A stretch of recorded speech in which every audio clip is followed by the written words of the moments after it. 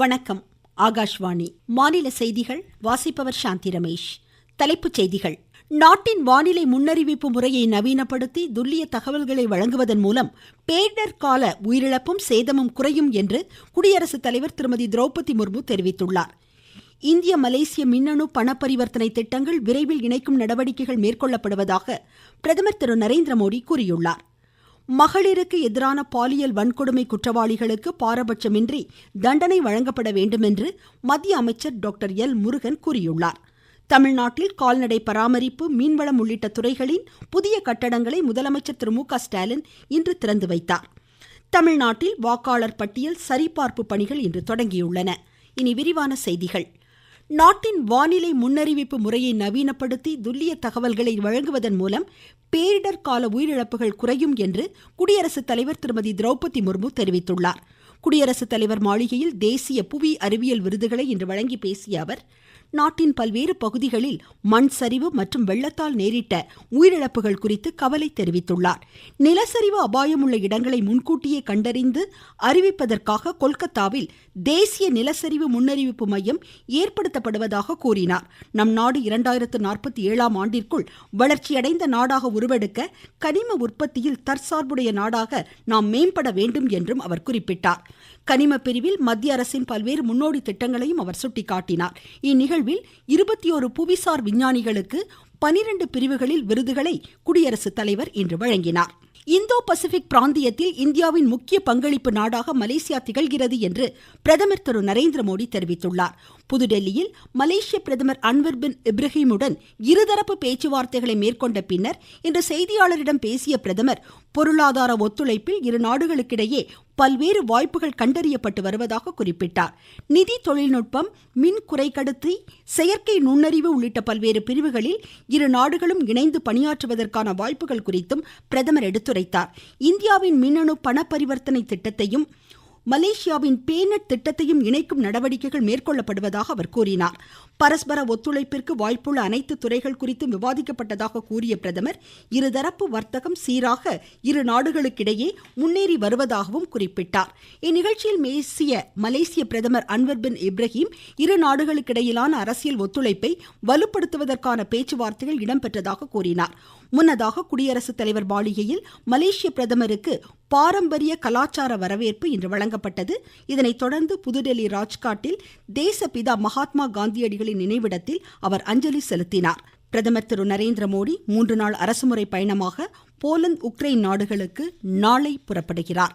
India, Japan நாடுகளுக்கிடையே பாதுகாப்பு, வெளியுறவுத்துறை நிலையிலான பேச்சுவார்த்தைகள் புதுடெல்லியில் இன்று நடைபெறுகின்றன. பாதுகாப்பு அமைச்சர் திரு ராஜ்நாத் சிங், வெளியுறவுத்துறை அமைச்சர் டாக்டர் எஸ் ஜெய்சங்கர் உள்ளிட்டோர் ஜப்பான் பாதுகாப்பு, வெளியுறவு அமைச்சர்களுடன் இருதரப்பு பேச்சுவார்த்தைகளை மேற்கொள்கின்றனர். இரு நாடுகளுக்கிடையிலான நல்லுறவை வலுப்படுத்துவது, பரஸ்பர நலன் சார்ந்த பிராந்திய, சர்வதேச பிரச்சனைகள் குறித்த கருத்து பரிமாற்றங்களும் இதில் இடம்பெறுகின்றன. இந்த பேச்சுவார்த்தையின் முன்னோடியாக அந்நாட்டு அமைச்சர்களை பிரதமர் திரு நரேந்திரமோடி இன்று சந்தித்து பேசியுள்ளார். ராணுவம், பாதுகாப்பு ஒத்துழைப்பு குறித்து இதில் விவாதிக்கப்பட்டதாக தெரிகிறது. மத்திய அரசின் கீழ் செயல்படும் மருத்துவமனைகள் மற்றும் மருத்துவ நிறுவனங்களின் பாதுகாப்பை வலுப்படுத்த மத்திய சுகாதார அமைச்சகம் அனைத்து தலைமை மருத்துவர்களுக்கும் கடிதம் எழுதியுள்ளது. முக்கியமான இடங்களில் கண்காணிப்பு கேமராக்களை பொருத்தவும், அவசரகால தேவையை சமாளிக்க கட்டுப்பாட்டு அறையை ஏற்படுத்தவும் உத்தரவிட்டுள்ளது. தேர்ச்சி பெற்ற பாதுகாப்பு காவலர்கள் மருத்துவமனை வளாகத்தில் பந்தோபஸ்திற்காக நிறுத்தப்பட வேண்டும் என்றும் அறிவுறுத்தியுள்ளது. பெண் மருத்துவர்களுக்கு பாதுகாப்பாக பணி அறைகள் வழங்கப்படுவதோடு இரவு நேரங்களில் பாதுகாவலர் மற்றும் உரிய போக்குவரத்து வசதியும் ஏற்படுத்தி தர வேண்டும் என்றும் சுகாதார அமைச்சகம் கூறியுள்ளது. ஜம்மு காஷ்மீர் யூனியன் பிரதேசத்தில் அடுத்த மாதம் 18ஆம் தேதி 24 சட்டப்பேரவை தொகுதிகளுக்கு நடைபெறவுள்ள முதல் கட்ட தேர்தலுக்கான அறிவிக்கை இன்று வெளியிடப்பட்டதை அடுத்து வேட்புமனு தாக்கல் தொடங்கியுள்ளது. வேட்புமனுக்களை தாக்கல் செய்ய வரும் 27ஆம் தேதி வரை கால அவகாசம் வழங்கப்பட்டுள்ளது. நீங்கள் கேட்டுக்கொண்டிருப்பது ஆகாஷ்வாணியின் மாநில செய்தி அறிக்கை. புதிய குற்றவியல் சட்டங்களின் சிறப்பம்சங்கள். முதல் தகவல் அறிக்கையை எல்லை வரையறையின்றி எந்த ஒரு காவல் நிலையத்திலும் பதிவு செய்யும் வசதி, 6 வகை சிறிய குற்றங்களுக்கு தண்டனையாக சமூக சேவை, பெண் குழந்தைகளுக்கு எதிரான பாலியல் வன்கொடுமைகளில் ஈடுபடுவோருக்கு ஆயுள் தண்டனை அல்லது மரண தண்டனை விதிப்பதற்கான பிரிவுகள், டிஜிட்டல் ஆவணங்களை சாட்சியங்களாக சேர்த்துக் கொள்ளுதல் ஆகியவற்றிற்கு வகை செய்யப்பட்டுள்ளது.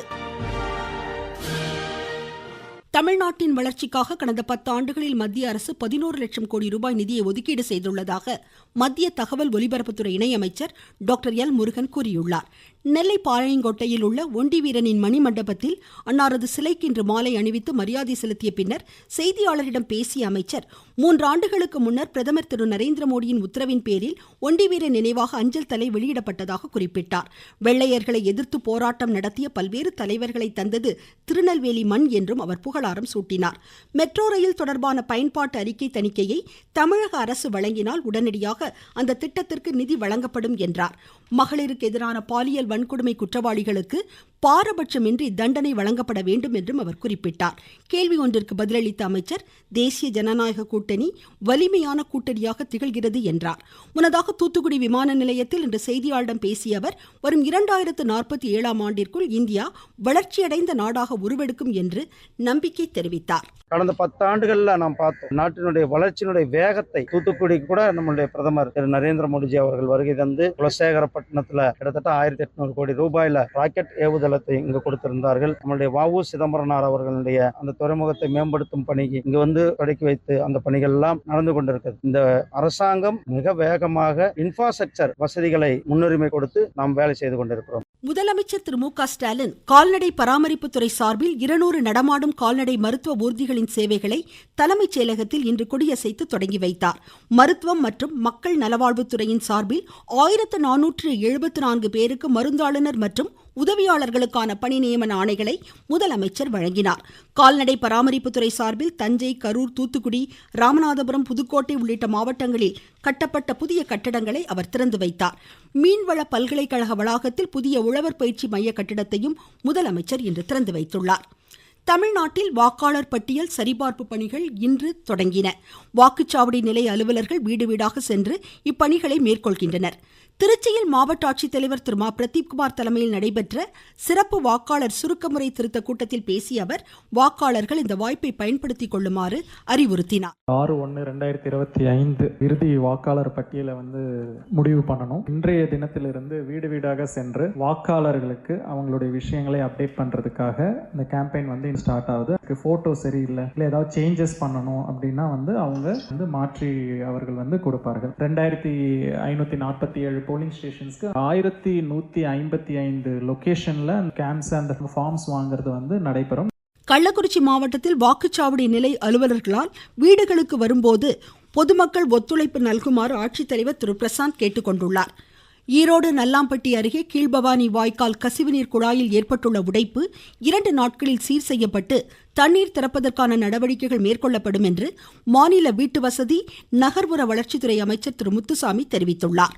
எல்பிபி வாய்க்காலில் கடந்த 15ஆம் தேதி தண்ணீர் திறந்துவிடப்பட்டது. எல்லா இடங்களிலேயும் நடந்து கொண்டிருந்த பராமரிப்பு பணிகள் சிறப்பாக நடந்திருக்கிறது. இந்த டிசியை பொறுத்தவரை இது ஒரு சின்ன டிசி தான், மிக பழமையானது. அந்த தண்ணீர் வருவதை தடுப்பதற்கான ஒரு தற்காலிக ஏற்பாடான நடவடிக்கை எடுப்பதற்கு இப்பொழுது ஒரு ஆலோசனை செய்யப்பட்டிருக்கிறது. அது 2 நாளிலே தண்ணீர் எடுக்கிற அளவிற்கு அந்த பணியை முடிக்க வேண்டும் என்று நாங்கள் கருதுகிறோம். சுதந்திர போராட்ட வீரரான ஒண்டி வீரனின் 253வது நினைவு தினம் இன்று அனுசரிக்கப்படுவதையொட்டி தென்காசி மாவட்டம் பச்சேரி கிராமத்தில் உள்ள நினைவு ஸ்தூபியில் மாநில அமைச்சர் திரு கே.எஸ்.எஸ்.ஆர். ராமச்சந்திரன், ஆட்சித்தலைவர் திரு கமல் கிஷோர் உள்ளிட்டோர் இன்று மலர் அஞ்சலி செலுத்தினர். சென்னை வானொலி நிலையத்தின் முன்னாள் இயக்குனர் எஸ். வேணுகோபால் ரெட்டி இன்று சென்னையில் காலமானார். அவருக்கு வயது 84. தர்வாத், திருச்சிராப்பள்ளி, புதுச்சேரி, மும்பை வானொலி நிலையங்களிலும் உயர் பதவிகளை அவர் வகித்துள்ளார். உதகை தொட்டப்பட்டா செல்லும் சாலையில் பராமரிப்பு பணிகள் காரணமாக தொட்டப்பட்டா காட்சி முனை இன்று முதல் 3 நாட்களுக்கு மூடப்படுவதாக வனத்துறை அறிவித்துள்ளது. மீண்டும் தலைப்புச் செய்திகள். நாட்டின் வானிலை முன்னறிவிப்பு முறையை நவீனப்படுத்தி துல்லிய தகவல்களை வழங்குவதன் மூலம் பேரிடர் கால உயிரிழப்பும் சேதமும் குறையும் என்று குடியரசுத் தலைவர் திருமதி திரௌபதி முர்மு தெரிவித்துள்ளார். இந்திய மலேசிய மின்னணு பண பரிவர்த்தனை திட்டங்கள் விரைவில் இணைக்கும் நடவடிக்கைகள் மேற்கொள்ளப்படுவதாக பிரதமர் திரு நரேந்திர மோடி கூறியுள்ளார்.